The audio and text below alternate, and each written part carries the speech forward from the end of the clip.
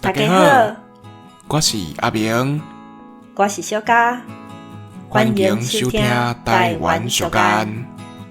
今仔日要介绍什么小干给大家呢？咱今仔日要介绍的小干是歹德出好笋，好德出龟卵。小嘉，你敢知影这句小干是啥意思呢？甲大家解说一下。好，安尼我先来解说一下是安怎会有歹德。咱拢知影德仔会生出笋仔，笋仔会生长变成德仔，安尼一代一代传落去。德仔伊生长的速度是真紧，而且真够受到环境的影响，比如讲边仔的树仔啦、地形啦，也是其他的因素。若是无受到阻碍的笋仔，会当生甲搁直搁悬，若互环境影响，生甲歪搁刺出去的，就是咱讲的歹德。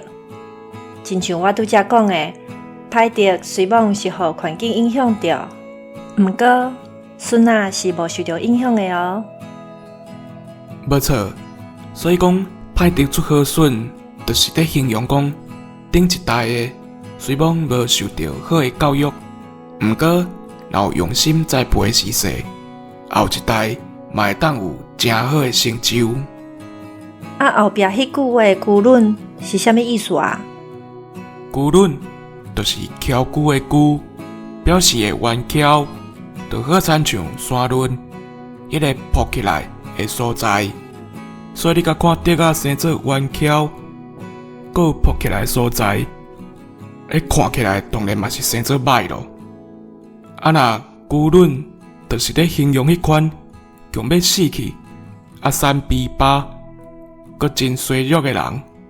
安尼，伊的意思就是，虽然讲德仔生甲直直正正，毋过伊生出来的笋仔，伫咧生长的过程，嘛是会生甲歹去。所以讲，歹德出好笋，好德出龟卵。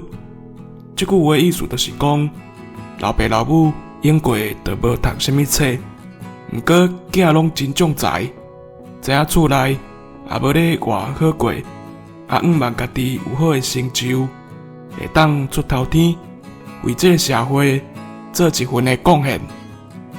是讲囡仔嘛爱对家己的发展负责，做爸母、做先生的人，会当提供一寡资源、一寡意见，互因参考。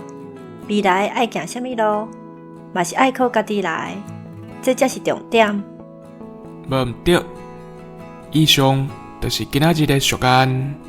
歹德出好笋，好德出龟卵。感谢大家收听，咱后回再会。